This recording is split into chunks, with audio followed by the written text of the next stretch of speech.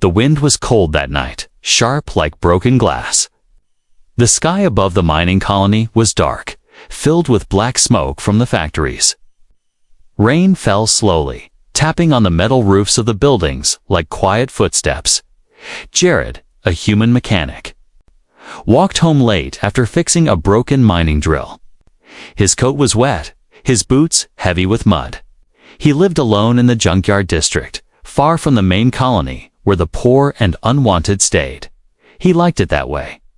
Less noise, less trouble as he turned into a narrow alley between two rusted storage units. He suddenly stopped. He heard something. It was soft, like a whimper. A child's cry, but not fully human. It had a strange tone, like music played off-key. Jared narrowed his eyes, his hand reaching for the small tool blade on his belt. He didn't like surprises in the dark. He followed the sound slowly, his boots quiet on the wet ground. Then he saw them. In the corner of the alley, next to a pile of broken crates, was a small shape. A child, thin, shivering, covered in a torn silver blanket. Beside her, leaning against the wall, was an alien woman. Her skin was pale blue. Her face was bruised. Her chest rose and fell slowly, like she was fighting to stay alive. The child had large, glowing eyes. She looked up at Jared, afraid but too weak to run. The mother opened her eyes just a little. Her voice was a whisper, broken and dry. "Please, save my daughter." Then her head dropped forward. She didn't move again. Jared froze. He looked around the alley. No one else. Only silence and rain. He took a deep breath. Helping aliens was dangerous. The colony didn't allow it. If anyone found out, he could lose everything: his job, his home, maybe even his life. The guards didn't care. They called aliens parasites, and people who helped them were treated like criminals. But still, Kay looked at the child again. She wasn't older than 5. Her small hands clutched her stomach. She was hungry, so thin it hurt to look at her. Her lips moved like she wanted to say something, but no sound came out. For a long moment, Jared stood there, unsure. His heart beat fast in his chest. He remembered something, a memory from years ago. A little girl, his sister, died because no one helped in time. He clenched his jaw. "I'm not leaving you here," he said quietly. He dropped to one knee and wrapped his coat around the child. She flinched at first, but then leaned into his chest. She was ice cold. He gently picked her up and looked at the alien woman again. Her body was limp. Her eyes closed. He checked her pulse. Still alive, but barely. Jared carried them both, one in each arm, and walked quickly back to his junkyard. He passed 2 patrol drones. He ducked behind a pile of scrap metal until they passed. Every second felt like a trap. Every shadow looked like someone watching. When he reached his old freighter ship shell, he kicked open the door and rushed inside. The place smelled of oil and rust, but it was dry. Safe hidden, he placed the alien woman on a metal bench and gently laid the child still. Wrapped in his coton, a blanket near the heater unit. The child looked at him with wide, silent eyes. "What's your name?" Jared asked softly. She didn't answer. Maybe she didn't speak his language, or maybe she was too scared. He opened a small metal box and pulled out a food bar and a warm water pouch. "Here, eat this," he said, placing it into her small hands. She took it slowly and began to eat carefully, like she didn't believe it was real. Jared watched her, then looked at the woman again. He grabbed his medical kit, something he rarely used, and started cleaning her wounds. Her breathing was slow, but still there. Her body was hurt badly, maybe beaten, maybe from a crash. He didn't know. As he worked, he heard something outside. Clicking sound. Then a soft hum. Drones scanning nearby sectors. Someone had reported alien movement. Maybe someone had already seen him in the alley. Jared turned off the heater and lights. Darkness filled the freighter. He sat beside the door, holding his tool blade, watching the crack under the door for light. Minutes passed. Then, silence again. He let out a slow breath. The little alien girl had fallen asleep, holding the food bar close to her chest like treasure. The mother was still alive, but only barely. Jared looked at them, then at the door. He knew he had just crossed a line. There was no going back now, but deep inside, something felt right. Maybe this was what he had been waiting for. All these lonely years. Rain hit the junkyard roof like falling stones. The old freighter creaked with every gust of wind. Jared sat by the door, wide awake, holding his tool blade in one hand. He hadn't slept at all. Inside, the alien child slept on a blanket near a weak heater. Her small body was still shaking from cold and hunger. But she had eaten. That was a start. The alien woman, her mother, lay on the bench, pale and weak. Her breaths were slow, almost silent. Jared had tried to patch her wounds with basic medkits, but he wasn't a doctor. And she needed more than bandages. Jared wiped sweat from his brow and stared at the rusty ceiling, thinking. Outside, the drones had passed by again, slower this time. Searching, they knew. He whispered to himself. They know someone helped her. The colony didn't forgive that. Helping aliens was a crime. People disappeared over less. Jared stood and looked around his freighter. Tools hung from the walls, wires dangled from the ceiling, and old panels from broken ships were piled in corners. This was his life. This was home. But now, everything had changed. He looked at the child again. Her tiny fingers were curled into fists as she slept. She made a soft sound, like she was dreaming or afraid, even in sleep. He whispered, "What am I doing?"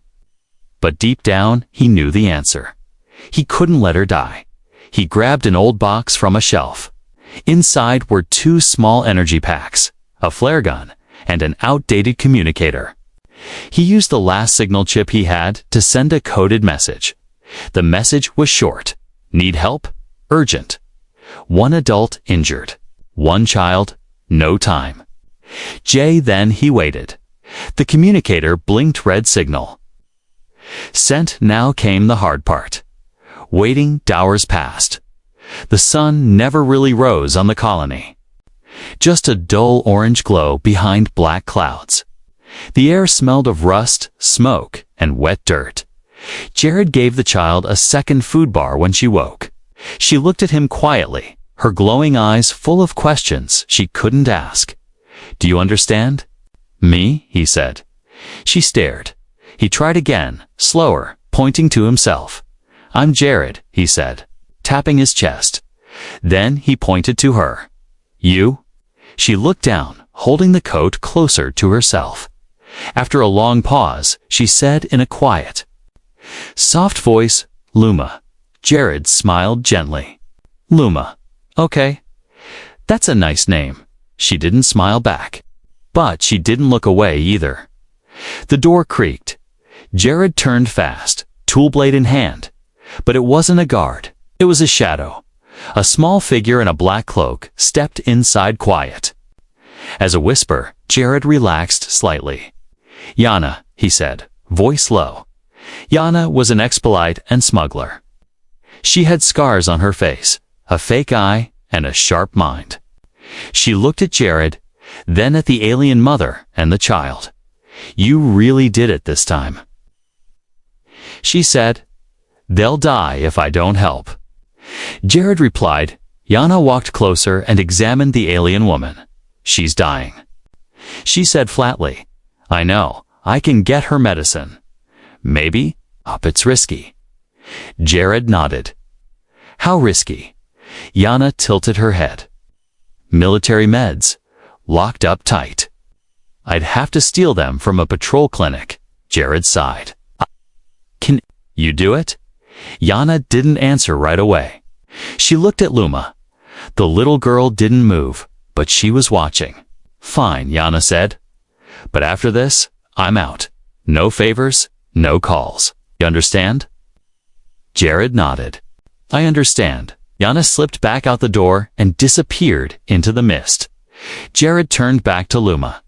She had crawled closer to her mother. She placed her tiny hand on the woman's chest. Jared sat beside them. "She's going to try and help," he said softly. "We'll keep her safe. I promise." Suddenly, a sound outside, fast movement. Jared jumped up and peered through a crack in the wall. 2 patrol guards were walking past the junkyard. Tall, armored, glowing eyes behind black helmets. One of them stopped and pointed toward the freighter. Jared's heart raced. They scanned the area with handheld devices. Jared shut off every light, covered the heater, and moved Luma and her mother behind a thick metal panel. He crouched beside them, hand on his blade. The footsteps came closer. He could hear their voices now. "Signal came from this sector. Could be a glitch. No? Check everything." A flashlight beam cut through the window, sweeping the inside of the freighter. Jared held his breath. The light stopped right on the medical kit near the bench. Then it moved on. "Nothing here," one of them said. "Let's keep moving." Footsteps faded. Jared stayed still for several minutes before finally exhaling. He looked at Luma.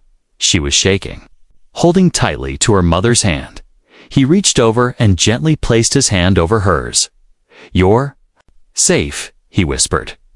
"I won't let them take you." But in his heart, he wasn't sure how long he could keep that promise. Jared sat beside the alien mother through the long, silent night. The child Luma slept again, curled up close to her mother's side. The weak heater buzzed quietly, barely keeping them warm inside the broken freighter. Outside, the wind had stopped, but the danger hadn't. Jared cleaned the alien woman's wounds again. Her breathing was shallow. Her pulse was weak. He had done everything he could. But it wasn't enough. He watched her chest slowly rise and fall. Her skin was cold to the touch, and her hands had no strength. Suddenly, her eyes opened. She turned her head slightly toward him. Her lips moved. Jared leaned close. "You're awake."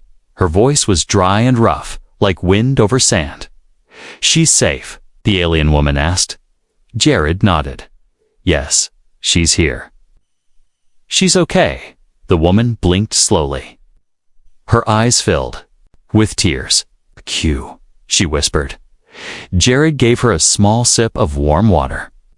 Then she reached toward him with shaking fingers. In her hand was a small crystal chip shining dim blue. "Take this," she said. Jared took it carefully. "What is it?" "Coordinates," she said. "Safe planet. Old colony." "They won't find her there." Jared looked at the crystal. It had strange alien marks on it, unreadable to him. But he nodded. "I'll get her there." The woman closed her eyes for a second, breathing slow and painful. Then she said something that surprised Jared. "She's not normal." "My daughter," he frowned. "What do you mean?" "She was born different. Not by chance," she said weakly. "She was made in a lab. Not by my choice." Jared stayed quiet, letting her speak. "They wanted a perfect child," she continued. "One who could survive any planet, heal faster, feel emotions deeply. Her DNA was modified illegally. Who did this?" Jared asked. "The Galactic Coalition," she replied. "They called it Project Seraphim, then shut it down. Said it was too risky, too emotional, too human." Jared felt a chill run down his spine. He had heard of strange things, secret science projects, weaponized children, but never like this. They tried to erase it all, kill the experiments, hide the truth. The woman whispered. I ran with her." Jared looked at Luma sleeping quietly. She didn't look dangerous. She looked lost, scared, innocent. "You're saying they'll come for her?" he asked. The mother gave the smallest nod. "If they find her, they won't stop." Jared clenched his jaw. He stared at the crystal in his hand. "I won't." "Let them have her," he said. The alien woman reached up and touched his wrist. Her hand was light as a feather. "Promise me," she said, her voice almost gone. Jared leaned closer. "Promise me," she repeated, her eyes locking on his. "You'll protect her, even if I don't make it." "I promise," Jared said without pause. "I'll get her to that planet. I'll keep her safe." The woman gave a small, broken smile. "She likes stars," she said. "Every night. She asks if they're watching her." Tears ran down her cheeks. "Tell her. Her mother loved her more than anything in the galaxy." "I will," Jared whispered. Then, with one last slow breath, she was gone. Her hand slipped from his wrist. Her eyes closed gently. Her face became still peaceful. Jared stared at her for a long time. Then he looked at Luma. The child slept quietly, not knowing her world had just changed forever. Jared's eyes filled with tears. He gently lifted the alien woman's body and wrapped it in a clean sheet. He took her outside, under the cloudy sky, and dug a grave beneath the largest piece of scrap metal he could move. There were no flowers, no songs, just silence and rain. But Jared stood there, hand on his chest, and gave her the only thing he could, respect. When he returned to the freighter, Luma was awake. She looked around. Then at Jared. "Where's Mama?" she asked softly. Jared knelt down beside her. He didn't lie. "She's gone," he said. "She wanted you safe. She told me to protect you." "And I will." Luma's lips trembled. She didn't cry, but her eyes became glassy. She held the coat tightly around herself and sat in silence. Jared sat next to her. He didn't say anything else, just stayed close. The communicator blinked once. A new message. "Meet me at Dock 9 tomorrow night. Bring the Girl, we're leaving." Why Jared stared at the message. They had one day. He looked at Luma. He didn't know how he would do it, or what waited on the other side of space. But he had promised, and he wasn't going to quit. Now Jared didn't sleep. He sat near the door of his freighter, the communicator in his hand, reading Yana's message again and again. "Meet me at Dock 9 tomorrow night. Bring the girl. We're leaving." It sounded simple, but nothing was simple now. Jared looked at Luma. She was asleep. Again, curled into a ball with his coat wrapped tightly around her. Her breathing was soft, her face calm. But her fingers still clutched the blanket like she expected it to disappear. He stood up and started packing. He moved quickly. Quietly, he knew what he could take and what he had to leave behind. His welding tools, his engine parts. Even the old photos from his cabin wall gone. All that mattered now was Sluma, and getting her off this planet. He opened a hidden panel beneath the floor and pulled out a small case. Inside were the last items that still had real value. A silver processor core from a crashed ship, a rare power crystal, and a working gravity stabilizer.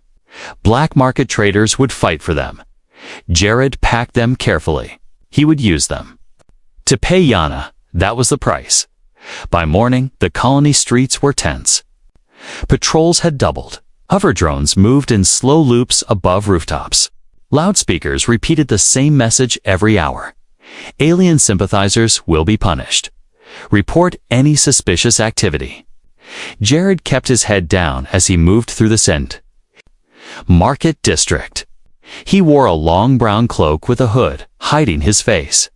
Luma walked beside him, her hand in his. She didn't speak. She hadn't spoken since the night her mother died. They reached a small shop at the edge of the district. The door opened with a soft chime. The owner, a tall woman with robotic arms and sharp eyes, nodded at Jared. She owed him a favor. Once, he had repaired her entire cooling system for free when her brother was sick. Jared handed her the case of valuable items. "I need forged IDs," he said.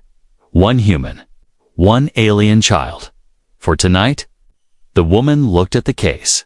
Then, at Jared. "That's everything you have," she said. "I know," she hesitated. "If they catch you, they won't," he interrupted. Because we're leaving, she didn't ask more questions, just nodded and got to work. While she prepared the documents, Jared bought supplies, food bars, water packs, medical kits. He traded everything he had left: tools, batteries, spare parts. It was like selling pieces of himself, but none of it mattered anymore. Luma needed freedom and hope. That evening, just before sunset, they returned to the junkyard. Jared helped Luma eat a little. Then he sat with her and handed her something small. A necklace. It was simple, just a string with a metal washer on it. But it was his sister's. He had kept it for years, locked away. "She used to wear this," Jared said. "She was like you. Quiet. Brave." Luma looked at the necklace and slowly took it in her small hand. "Thank you," she whispered. It was the first word she had spoken in a day. Jared smiled. "We're leaving soon," he said. "Going to a place where no one can hurt you." She nodded slowly. Night came. Jared checked the sky. Dark clouds moved fast. No moonlight.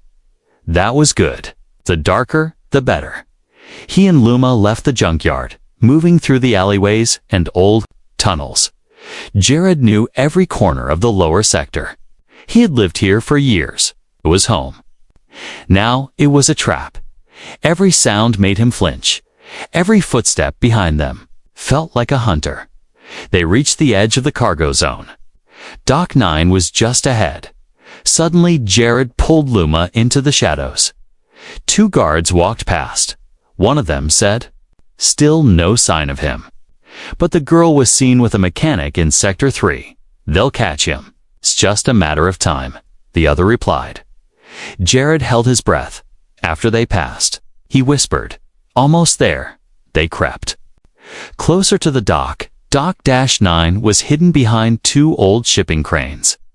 A small transport ship sat on the launch pad, engine lights dim. Yana stood near the door, her face half covered by a mask. She gave a quick wave. "You made it," she said. "We're ready," Jared replied. Yana looked at Luma. "Is she okay?" "She will be," Jared said. "When we get out of here." They stepped onto the ship. Yana started the engines. Suddenly alarms blared outside. Unauthorized launch detected. Dock 9 lockdown initiated. Jared's eyes widened. "They're coming!" Yana shouted. "Hold on!" The ship shook as it lifted off. Metal doors started closing across the pad. Yana pushed the engines hard, flying low through the industrial stacks. Red lights flashed. Sirens screamed. Luma held Jared's hand tightly. "Don't let go," she whispered. "I won't," Jared said. Outside, patrol ships gave chase. But Yana was a master pilot, and tonight she wasn't going to lose. The sky tore open with red lights as warning sirens echoed across the colony. Dock 9 was now behind them, shrinking fast, but patrol ships were already in pursuit. Jared held Luma tightly in his arms as the small transport ship shook and twisted. Through the night sky, he looked through the window. Flashes of light, search beams, and engines burned bright in the distance. Yana gritted her teeth as she pushed the ship faster, hands flying over the controls, her one real eye focused on the flight path, while the other, an old robotic implant, flashed red. "They're gaining," she shouted. Jared looked at the screen. Two patrol ships were locking onto their signal. "Can we outfly them?" he asked. "Not over the colony," she replied. "Too many scanners, too many eyes." "But if we make it past the waistline, we vanish." "The waistline?" Jared repeated. Yana nodded. It's a dead zone. No tech, no towers, no sensors. They don't like going there. Jared glanced at Luma. Her small hands were gripping his coat. She was scared, but silent, stronger than most adults he had known. Yana dove the ship lower, skimming across the rooftops of abandoned factories. Blasts from the patrols cracked behind them. Shaking the ship will never make it in the air, Jared said. I know, Yana answered, flipping a switch. Hold on. With a sudden jerk, the ship dropped sharply, landing hard in a cloud of dust just outside the last colony gate. They had crossed into the waste. Everything outside looked dead.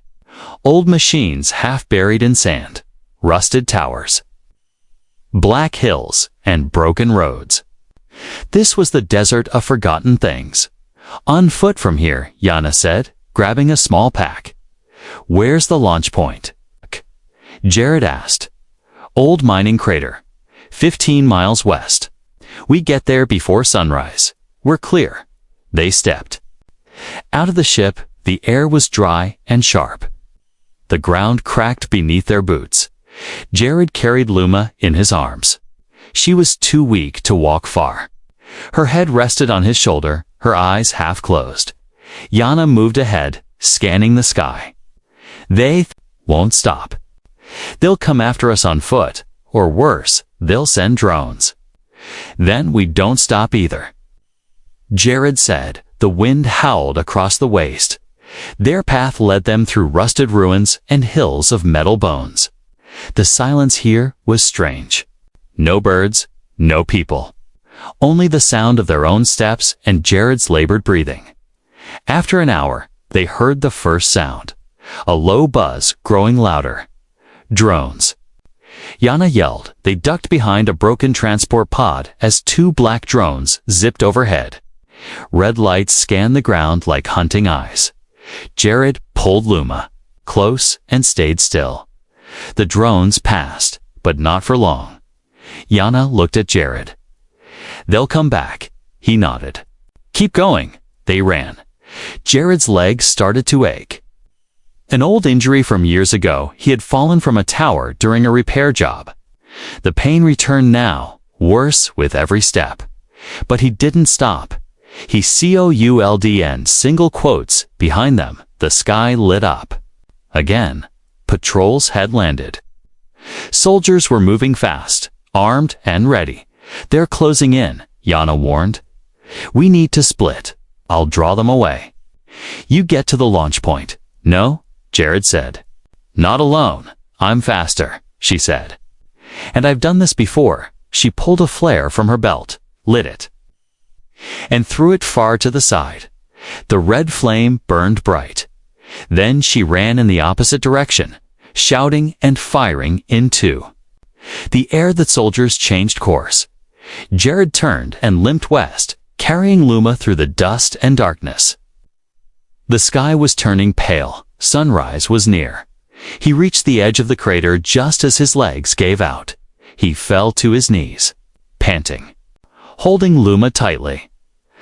I'm sorry, he whispered. I can't go further. Luma looked up at him. You can, she said softly. Jared blinked. Her voice gave him strength. He stood again slow, painful, but determined. The crater was ahead. A flat platform with an old escape pod half covered in sand. He reached it and dropped beside the hatch. He entered the code Yana had given him. It clicked open. Inside was dusty but working. Enough fuel for one jump. He laid Luma inside the pod and strapped her in.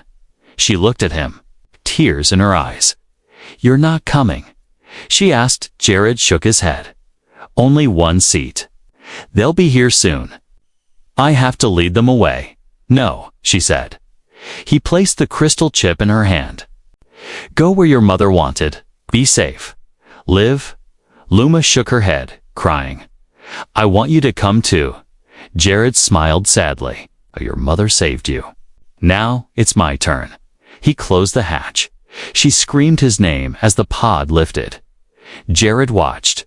The sky, heartbreaking but proud, The patrols were just over the ridge. He grabbed his tool blade and faced the rising dust if they wanted her. They'd have to go through him. The launch pod rose into the morning sky, leaving a trail of light through the dust and clouds. Jared stood alone at the edge of the crater, watching it disappear. His chest felt heavy, not just from pain, but from the goodbye he never wanted to say. Luma was safe. For now, but the patrols were almost there. The ground behind him rumbled, engines, boots, voices barking orders. He took a deep breath and turned. Around, the sky was burning orange as the sun began to rise over the waste, the shadows of the patrol. Vehicles stretched long and sharp over the cracked ground. Jared tightened his grip on the tool blade in his hand. It wasn't much against weapons, but it was all he had. He wasn't trying to win. He was trying to buy time. A voice echoed from a megaphone behind a transport. "This is colony enforcement. Drop your weapon and surrender." The child must be returned. For questioning, Jared didn't move. "She's not yours," he shouted back. "She doesn't belong to your labs or your lies." Another voice followed. Colder this time. "You are interfering with classified security matters. This is your final warning." Jared laughed dryly. "I've already made my choice." The wind picked up. Dust blew through the air. Behind Jared, the launch pad hissed the heat from the pod's ignition, still fresh on the metal. He glanced once more at the sky. "She's gone," he said softly. "You're too late." Then the soldiers opened fire. Jared dove behind a chunk of broken metal. Bullets hit the sand around him, sending sparks flying. He rolled to the side, panting hard. His leg was bleeding again. But he stayed low and threw a piece of metal into the air as a distraction. More shots. More shouting. He crawled to a higher rock and activated a flare from Yana's emergency kit. The bright light burst into the air, glowing red. "Come on," he whispered. "Look at me, not the sky." They did. The patrols moved toward him fast. 10 soldiers, all armored. One of them, taller than the rest, stepped forward. His voice came through a speaker. "You think you did something noble," he said, "but that girl is a weapon. Her genes were built for control. Don't understand what you've done." Jared stood up, leaning on one knee. Blood ran down his face. His hands shook. "She's a child," he said. "Not a weapon, not a project. She's someone's daughter. She's someone's hope." The soldier raised his gun. "Hope doesn't survive out here." But before he could fire, something exploded in the distance. Boom. A patrol vehicle burst into flames. Jared turned. Yana's ship shot past overhead, dropping fire from the sky. Smoke trailed from her damaged wing, but she was still flying. She looped around and fired again, slowing the soldiers. Jared used the moment to charge forward, slamming his tool blade into the leg of the lead soldier. Sparks flew. The soldier fell, groaning. Jared didn't stop. He tackled another guard, took a hit to his ribs, fell to the ground, but he saw the rest of the patrols breaking into chaos as Yana flew low again, drawing fire away. Then the sky above turned quiet. The patrols looked up. The pod was gone, vanished into space. The child had escaped. Jared smiled, even as he lay bleeding on the ground. Yana's voice echoed through his radio earpiece. "You did it," she said. "She's off planet, safe. They can't track her now." Jared coughed. "That's all that matters. You still breathing." "Maybe," he said. But not for long. Yana's ship took another hit. She shouted through the comm, "I'm bailing out. Get ready." But Jared didn't get up. He looked at the sun rising slowly over the desert. It was quiet again, and for the first time in a long time. He felt peace, far beyond the clouds. The escape pod flew through space. Guided by the coordinates Jared had uploaded, inside, Luma sat quietly, her face lit by starlight. She clutched the crystal chip in one hand and Jared's necklace in the other. A small screen flickered. Jared's recorded message began to play. "Hey, little star. If you're hearing this, you made it," his voice said gently.